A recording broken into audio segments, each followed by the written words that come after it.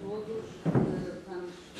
Gostava, antes de começar, gostava de cumprimentar os presentes, nomeadamente o Sr. Bispo, obviamente, como pessoa que nos acolhe nesta sede, nestas instalações, o Sr. Presidente do Cabildo Primacial é o Mel de Braga, isto é vício. Desculpem, isto é vício. É o Mel de Braga, quem conhece entende o que é Cabildo. Do Cabildo da sede do Porto e também, na sua pessoa, o Cabildo e as demais pessoas aqui presentes. Uma nota especial, o meu colega professor Luís Amaral já fez essa referência aos estudantes que aqui estão e é com verdadeiro prazer que os alunos do primeiro, segundo e terceiro ano da licenciatura e dos alguns mestrados da Faculdade de Letras da Universidade. Nós vamos começar os trabalhos com duas comunicações que estão no programa. A primeira do professor Luís Carlos Amaral, exatamente conforme está no programa, seguida do Dr. Manuel Real, tem exatamente também meia hora para fazer essa apresentação.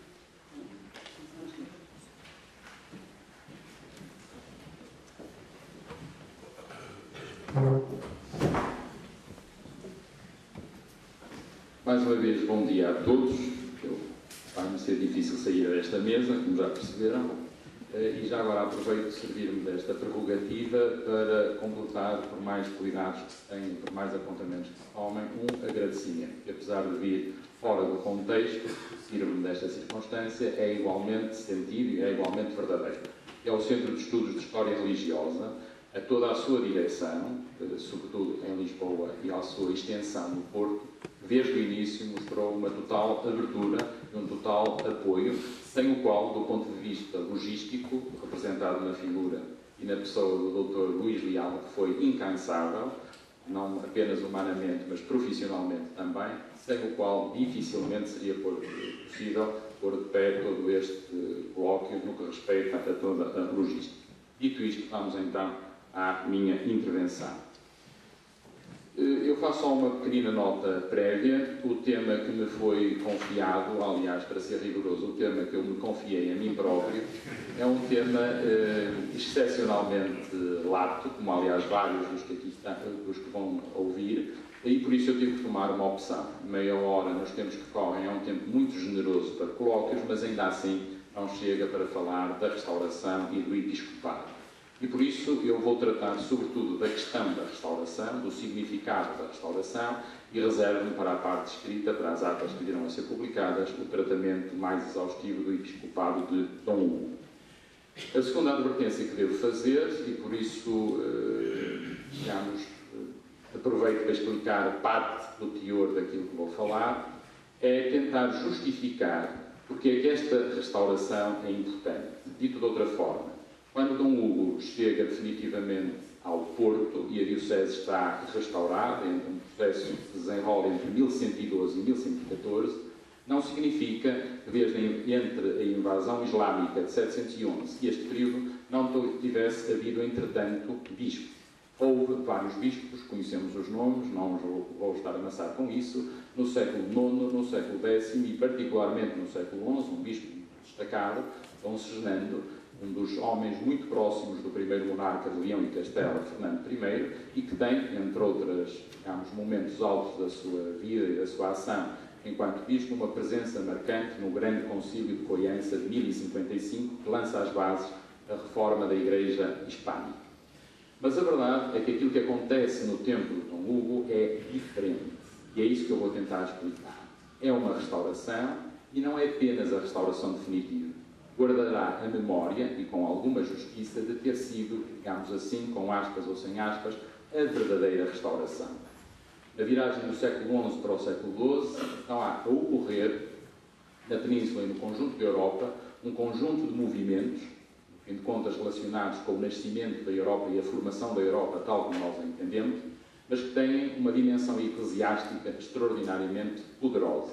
Ora, é nesse contexto que nós temos que integrar a restauração do tempo de Dom Hugo, e essa sim, como digo, não é apenas ser definitiva, é aquela que é, efetivamente, a verdadeira restauração do Porto. Feita esta segunda advertência, vou então à minha conferência.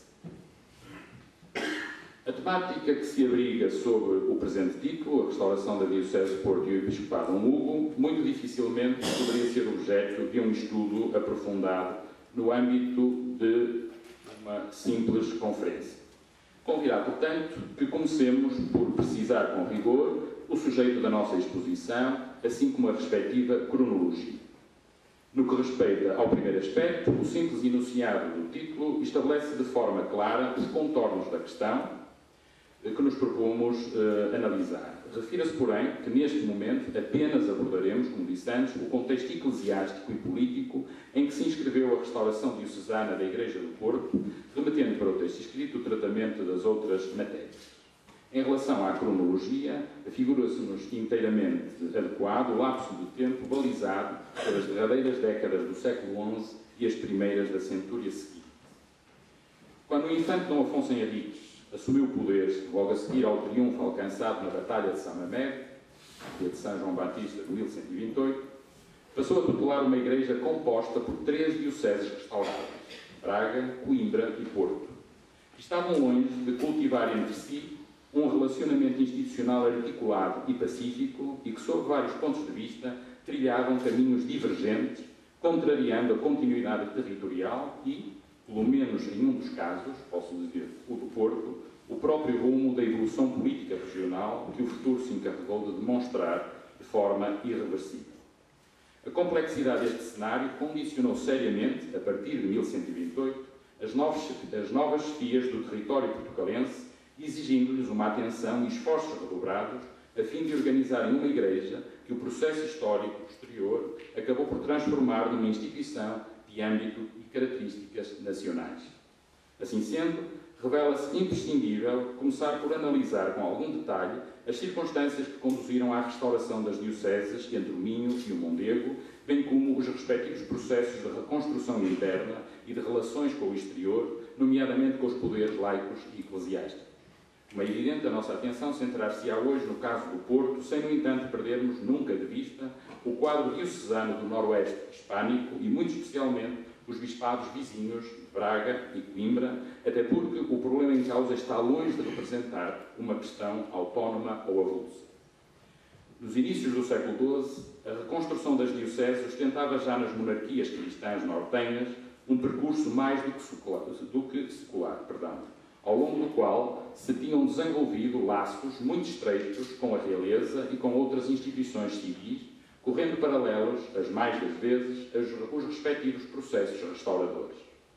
Relações tão fortes e de tanta proximidade dificilmente poderiam evitar comportamentos semelhantes e conflitos e tensões recorrentes, além de uma, entre aspas, promiscuidade de interesses e de objetivos, que para o entendimento dos historiadores contemporâneos se revelam com frequência de delicada interpretação. Seja como for, no caso da terra portucalense, o que entendemos ser prioritário averiguar não é tanto a intensidade do relacionamento das autoridades episcopais com os poderes civis e militares, realidade esta mais do que apurada, mas antes tentar perceber como e até que ponto essas relações preferenciais concorreram e condicionaram, favorável e desfavoravelmente, a constituição de uma Igreja Nacional e, em última análise, a formação do Reino de Portugal. A opção que acabamos de expor significa que privilegiamos uma perspectiva e, em paralelo, remetemos para segundo plano um conjunto de processos importantes que marcaram decisivamente a construção e a vinculação da Igreja e dos Estados peninsulares europeus entre os séculos XI e XIII. Estamos, assim, obrigados a demonstrar também, ao longo do estudo, será sobretudo na parte escrita, a pertinência científica e metodológica da nossa escolha. Em todo caso, é necessário conhecer, ainda que de forma sumária, alguns processos, uma vez que a sua evolução condicionou ativamente as sucessivas conjunturas que enquadraram a fase inicial da autonomização política de Portugal. Por muito evidente que possa parecer ao leitor dos nossos dias, devemos começar por esclarecer o que se entende por diocese, especificamente no período considerado. No mundo atual, tanto ao nível das estruturas da Igreja Católica Romana, como ao nível da sociedade em geral, não restam grandes dúvidas sobre o que é uma diocese. Trata-se, essencialmente, da circunscrição do bispo, ou seja, do território no qual o prelado exerce a sua autoridade e munos pastorais e que serve de organização espacial fundamental de enquadramento dos fiéis. Ora, aquilo que a investigação mais recente tem vindo a demonstrar é que este significado e, sobretudo, a realidade que lhe está subjacente apenas se afirmaram de forma decisiva no decurso dos séculos XII e XIII, precisamente no momento da restauração do Porto.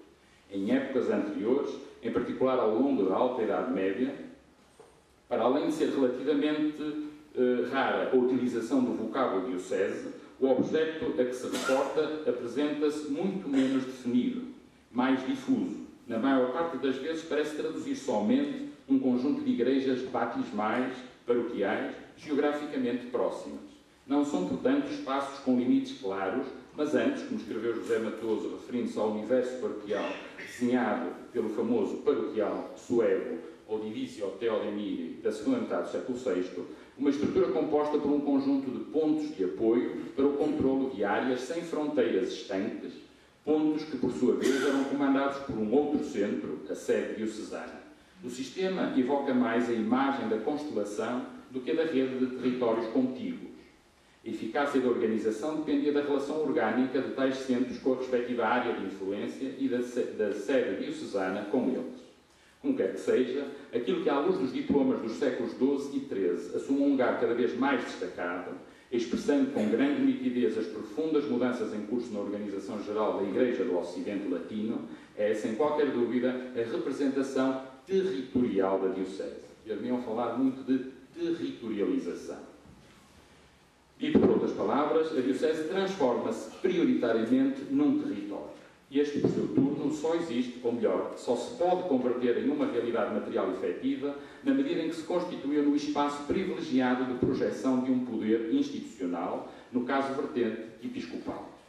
Em relação ao norte hispânico, pelo menos desde a segunda metade do século XI, que verificamos um assinalável esforço da parte dos bispos, estabelecidos nas sedes catedralícias, no sentido de ordenarem territorialmente as respectivas dioceses, impulsionando a fixação dos limites externos e a subdivisão do espaço interno, nomeadamente com a criação dos primeiros arcediagados e paróquias.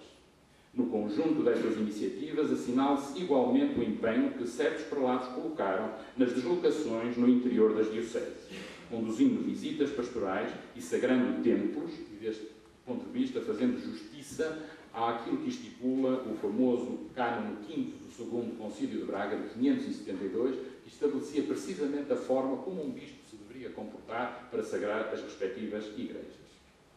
Promoviam desta maneira o exercício direto da sua autoridade nos espaços em que pretendiam impor o seu domínio pastoral e senhorial. Neste contexto, a nossa análise não pode deixar de considerar o processo de territorialização em curso, bem como as suas implicações na definição do papel de cada bispo à frente da sua diocese.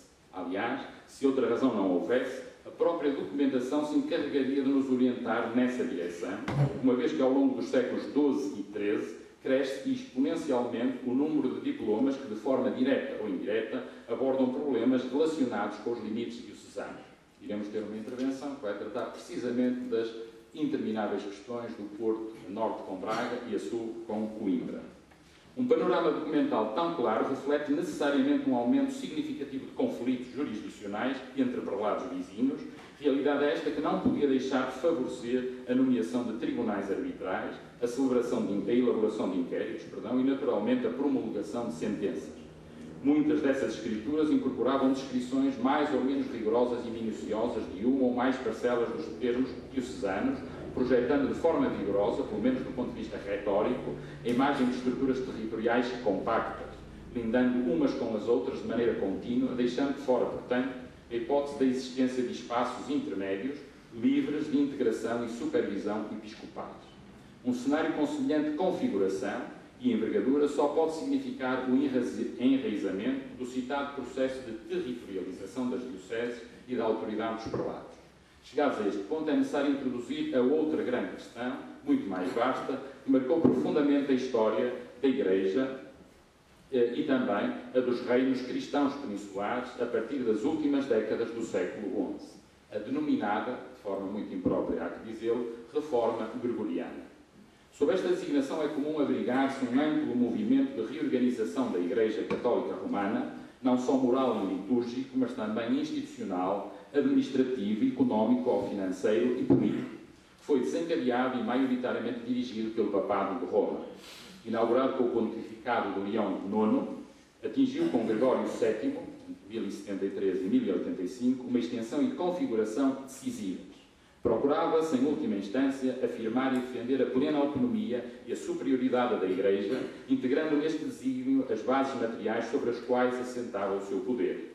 Neste sentido, era necessário começar por impor ao clero secular, e muito especialmente aos bispos, progressivamente transformados em elementos nucleares de toda a estrutura hierárquica da Igreja, normas de vida e uma disciplina exemplares, antes de mais do ponto de vista moral, a fim de ser possível afastar de vez esses dois vícios e pecados maiores que o relaxamento dos costumes e a excessiva promiscuidade, entre aspas, com o universo dos leigos tinham favorecido, ou seja, a simonia e o nicolaísmo. Todavia, a dimensão mais visível que a reforma acabou por assumir, bem documentada nos violentos enfrentamentos que opuseram sucessivos papas e imperadores germânicos, foi de índole político-institucional. Em termos exclusivamente eclesiásticos, preconizava-se uma forte centralização do poder da Igreja, começando desde logo pela reorganização da própria sede romana. Esta empresa, tanto espiritual como política, transformou o papado numa instituição temporal, dotada de meios com grande capacidade de intervenção nas questões políticas da cristandade ocidental. Mas para Roma, revela-se de igual modo imperativa a submissão e o controlo das várias igrejas, entre aspas, nacionais, talvez mais corretamente, regionais, eliminando assim toda a sorte de manifestações de autonomia da vida eclesiástica. Na segunda metade do século XI, este aspecto demonstrou ser decisivo para as monarquias cristãs peninσulares, uma vez que a subordinação das igrejas à autoridade romana consumou-se grandemente, à custa dos mecanismos jurídicos, administrativos e ideológicos específicos da hierarquizada sociedade feudal. A profunda reestruturação interna do clero hispânico assumiu, desta maneira, um papel ativo na difusão das instituições e dos modelos senhoriais e dominiais, acomodando-se com assinalável sucesso à realidade socioeconómica e política da pujante monarquia leonesa e castelhana. Só neste contexto seremos capazes de apreender a profundidade da ação desenvolvida pelos clérigos e monges reformadores no interior da sociedade cristã, hispânica e europeia. Sendo certo que a reforma não se confunde com o processo de feudalização que atravessou todo o Ocidente medieval, a verdade é que o modo tão intenso como os dois movimentos se relacionaram fez com que ambos se influenciassem um ao outro e se refletissem um no outro. Partilharam métodos semelhantes e, sobretudo, os intervenientes principais foram, muitas vezes e em simultâneo, pastores de almas e senhores de homens. Consequentemente, estamos convencidos que as iniciativas reformadoras visavam construir uma Igreja que deveria constituir-se no enquadramento último das almas, a dimensão espiritual, em contraposição ou em complemento ou como corolário do enquadramento físico, material, proporcionado pelas estruturas senhoriais e dominiais. Neste sentido, compreendem-se bem os esforços investidos na promoção de uma prática sacramental regular e credível e no renovamento litúrgico. E compreendemos também a necessidade de alicerçar estes empreendimentos sobre bases territoriais de integração dos fiéis bem delimitadas.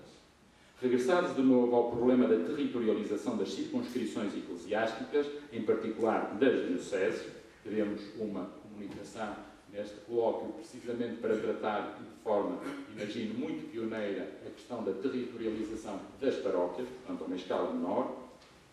Penso ser agora mais fácil de entender por que razão este assunto, intimamente associado ao da designação dos futuros bispos, se transformou em preocupação maior da Cúria Romana. Dificilmente poderíamos encontrar melhor testemunho do que acabamos de dizer do que aquele que nos proporcionam algumas das proposições contidas no famoso Dictatus Papae, redigido pelo próprio Gregório VII em 1075. Os princípios aí enunciados sublinham a superioridade e a infalibilidade da Igreja Romana e apresentam os meios da intervenção do papado. Em boa verdade, a sua originalidade reside não tanto nos conteúdos das proposições, que pouco têm de e inovador, mas sobretudo no facto de se apresentarem agora articuladas num conjunto coordenado e coerente. No que respeita à matéria que nos ocupa, o documento deixa muito claro como os papas reformadores do século XI, em particular Gregório VII e alguns dos seus sucessores, sublinharam de forma expressiva as suas prerrogativas enquanto sucessores de Pedro na fundação, alteração e supressão de dioceses e das províncias eclesiásticas.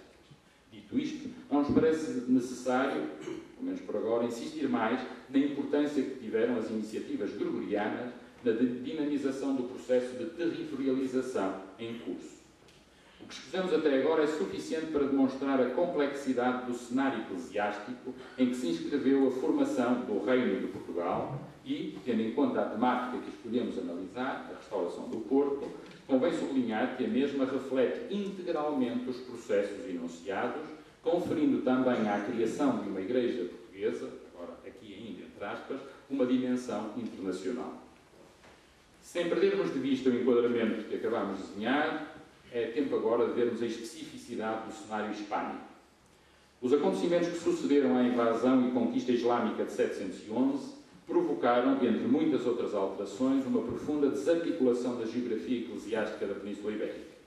De acordo com a relação apresentada há já largos anos pelo grande investigador espanhol José Orlandis, no momento da chegada dos muçulmanos, o reino visigodo encontrava-se dividido em pelo menos 78 dioceses, congregadas em 6 províncias eclesiásticas. Cerca de 3 séculos e meio depois, o famosíssimo Concílio de Coiança, em 1055, a avaliar pelo rol de subscritores das respectivas atas, estiveram presentes apenas 10 bispos. 8 provenientes do Reino de Leão e Castela e 2 de Navarra. Uma vez que devem ter faltado no máximo 3 prelados, podemos concluir que, em meados do século XI, o número total de bispos no norte cristão não excedia 13. É verdade que, por essa altura, muito mais de metade do território hispânico permanecia ainda sob domínio islâmico, sobrevivendo nele, melhor ou pior, diversos bispos da Igreja moçárabe. Porém, a diferença dos números é tão acentuada que não é difícil perceber quanto a situação se tinha degradado. Sob vários pontos de vista, os padres conciliares de Coiança procuraram repor a ordem eclesiástica visigoda, se bem que não tenham deixado, por isso, de considerar as grandes mudanças entretanto ocorridas. Bastaria falar na revelação das relíquias de Santiago, na criação da Diocese de Oviedo, primeira sede política dos reis asturianos, na criação da sede de Leão, segunda sede política dos monarcas asturo-leoneses. Portanto, mudanças já tinham acontecido. Uma rápida comparação entre o cenário diocesano de meados do século VII e o da primeira metade do século XII permite-nos verificar que muitas das antigas sedes episcopais haviam sido restauradas e algumas transferidas para outros lugares. Todavia, constata-se igualmente que existem agora novas sedes e, sobretudo, verificaram-se modificações importantes ao nível da configuração das províncias eclesiásticas. Quer isto dizer que a vontade de recompor a antiga ordem, aspas, encontrou no seu caminho obstáculos vários e, logo de imediato, as enormes transformações operadas na estrutura política hispânica. Mas não podemos ignorar também que, por muito forte que fosse aquela vontade, debatia-se com outro problema difícil de ultrapassar, ou seja, o muito limitado e imperfeito conhecimento da organização diocesana do Reino Godo de Toledo. Tudo somado, parece evidente que a desagregação da velha rede diocesana, que mergulhava as suas raízes na antiguidade tardia, no caso específico do Noroeste, muito devido à ação de Martinho de Dume, de São Martinho de Dume, na segunda metade do século VI, acabou por desencadear um grande movimento de reconstrução e, ao mesmo tempo, revelou-se numa excelente oportunidade para materializar novas ambições eclesiásticas e realidades territoriais. Este enunciado aplica-se exemplarmente tanto ao processo de restauração da Igreja de Braga como ao da do Porto. E, tal como em relação a muitos outros problemas do mesmo período, o primeiro obstáculo com que nos defrontamos nos dois casos respeita não só à complexa situação política e militar que então se vivia na região galaico-portucalense, mas também à exiguidade informativa dos escassos documentos que chegaram até nós.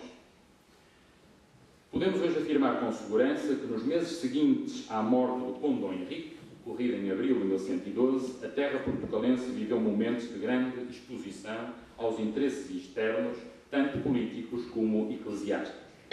Apesar de assistir pleno direito à chefia do condado, a sua viúva, a infanta e condessa Dona Teresa, tinha necessariamente de demonstrar que era capaz de o governar, que detinha as competências indispensáveis para exercer tão exigente ofício.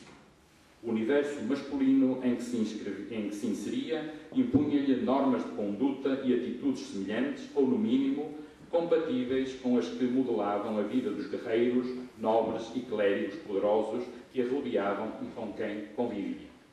Parte integrante da espinhosa conjuntura em que se inscrevia o noroeste peninsular eram as crescentes disputas que opunham os prelados, motivadas não só pelo clima geral de enfrentamento político e militar, mas também muito pelas questões estritamente eclesiásticas, como a delimitação das fronteiras diocesanas e a atribuição dos diferentes bispados às sedes metropolitanas.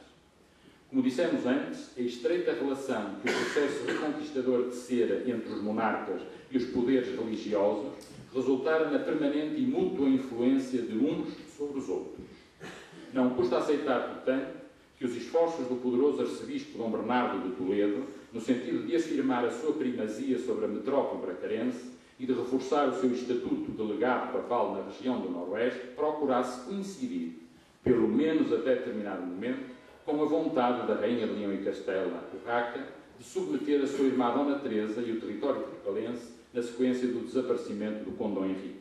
De igual modo, o influente prelado compostelano Dom Diogo Gelmiras, de que ouviremos falar largamente nestes dias, nunca regateou apoios à causa do infante Afonso Raimundo e a uma eventual restauração do reino da Galiza, na mesma altura em que se empenhava a fundo na consolidação do seu poder pessoal e no aumento da autoridade, riqueza e prestígio da Igreja de Santiago. Foi precisamente este o cenário em que se movimentou o sucessor de São Geraldo, à frente de Braga, o antigo bispo de Coimbra, Maurício Bordino. Chegado a Braga nos inícios de 1109, logo tomou consciência da dignidade e dos direitos de que gozava a sua diocese e dos argumentos e instrumentos de que dispunha para os defender e alargar. Não cabe aqui examinar em pormenor todos os sucessos que resultaram e alimentaram as crescentes rivalidades entre as sedes de Braga, de Santiago de Compostela e de Toledo, além de que, como sabemos, a história eclesiástica do Condado portucalense não se resume apenas às questões bracarenses. Todavia, a dimensão e centralidade da grande diocese do Entredouro e Minho e o protagonismo dos seus arcebispos transformaram-na no principal e mais influente promotor de uma igreja portucalense cuja construção se iniciara no tempo do Conde Dom Henrique. Dando crédito ao testemunho da história compostelhana e certamente com o objetivo de consolidar a posição de Braga face ao arcebispo toledano, Dom Maurício procurou uma imediata aproximação a Dom Diogo Gelmiras, uma vez chegado a Braga, que viu neste movimento uma preciosa oportunidade para avançar com os seus interesses. A tentativa de colocar um ponto final no interminável litígio que as duas igrejas mantinham por causa dos patrimónios que Santiago possuía em Braga constituiu o pretexto. Assim, em 16 de setembro de 1109, depois de regressado da viagem que o levara a Roma para receber das mãos de Pascoal II o respectivo pálio e privilégio, Dom Maurício de Braga, entretanto nomeado cônego de Santiago, estabeleceu um pacto com Diogo Gelmiras, tendo recebido em prestimonium ou feudum metade do património que a sede galega detinha entre os rios Lima e Douro. Uma observação menos atenta levar-nos-ia a concluir que o acordo se apresentava muito vantajoso para Braga. A realidade, contudo, pode ser bem distinta. Já na época de São Geraldo, o domínio efetivo da parte mais significativa das possessões compostelanas na cidade e arredor de Braga, em particular as igrejas de São Vítor e de São Frutuoso, pertencia de facto e de direito à sede bracarense. Deste modo, que outro objetivo poderia ter movido Dom Maurício a reabrir uma questão que parecia já ter sido encerrada a favor de Braga, senão o de garantir o apoio de Compostela ou, no mínimo, a sua não hostilidade. Sob esta perspectiva, o balanço do negócio, entre aspas, afigura-se-nos mais favorável a Dom Diogo Gelmiras, uma vez que a simples realização do pacto significava a admissão, por parte de Braga, de que o problema ainda não estava definitivamente resolvido. Porém, o resultado maior alcançado pelo compostelano foi o de ter podido estabelecer com Dom Maurício uma aliança que, não demoraria muito, lhe proporcionou inestimáveis sucessos. Com efeito, ainda em 1112, seguramente depois da morte do Conde Henrique, conseguiu a eleição do seu deputado arcediago Hugo para a Diocese do Porto e a do tesoureiro da sua igreja, Monio Afonso, para a sede de Mondoñedo. No dia 23 de março de 1113, Dom Maurício encarregou-se da sagração dos novos prelados que de imediato prestaram obediência ao seu metropolita. Como quer que seja, o entendimento entre Braga e Compostela não podia durar muito tempo, uma vez que os planos de Dom Diogo Gelmiras implicavam a diminuição ou a total usurpação dos direitos metropolitanos da Igreja bracarense e também porque as relações entre Dom Maurício e o arcebispo toledano se tinham, entretanto, muito deteriorado. Foi, pois, no contexto da intrincada e conflituosa conjuntura que se desenrolava no interior da monarquia leonesa e castelhana que se tornou possível reerguer, em definitivo, a Igreja do Porto. Nesta restauração convergiram não só os grandes processos e movimentos em curso no Ocidente europeu, que, de forma mais detalhada, referi, mas também as particularidades do cenário ibérico e, mais especificamente, do da região galaico-portucalense. O novo bispo, Hugo, logo encetou o processo de recomposição das estruturas diocesanas do Porto, definindo patrimónios, estabelecendo rendimentos e reabilitando a autoridade episcopal, dotada agora, em virtude dos processos antes referidos, de maior capacidade e meios de intervenção. Definitivamente restaurada, a antiga Diocese das Margens do Douro e minimamente definida que estava a sua expressão territorial, não demorou a que o novo poder começasse a afirmar-se, medindo forças com os poderes vizinhos. Daí um poder entre poderes. Muito obrigado.